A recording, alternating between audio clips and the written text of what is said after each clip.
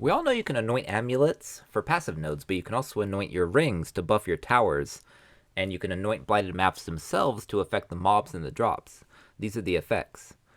Most people would generally not choose the ones in gray. Cost of building towers doesn't matter, as theirs are weak versions of crimson, and the gold and opalescent oils are too expensive to be worth the effects. I don't typically use these in red either, although situationally they could come in handy. On regular blighted maps, I typically add 2 red and a silver. This gives 80% quant and 24 lucky chests. Me and the boys ran a tier 16 blight, but we couldn't get enough oil to drop for Viper's mom, so we ran a tier 16 ravaged-blight, which has regular explicit modifiers and then this extra pool of implicit mods as well. In addition, ravaged-blight maps can be anointed 9 times, so this here is what I typically anoint onto ravaged-blighted maps.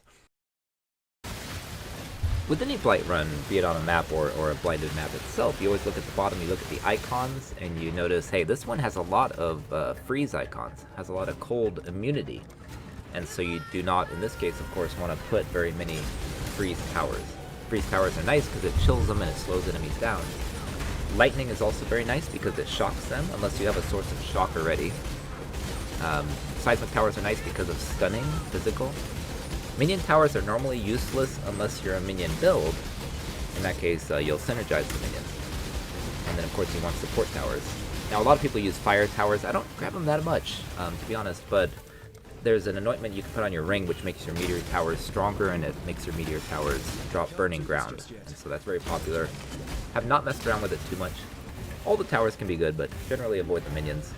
On this one, I was putting a lot of stun physical. You can see, being a ravaged blight with all the mods on the side, the monsters bosses are very thick.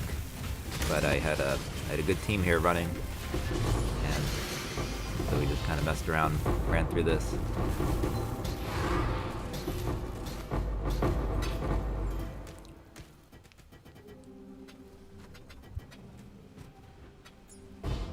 Of course, ravaged blights are harder, but they drop a tremendous amount of loot, huge amounts of loot. That's why I wanted lots of lucky chests.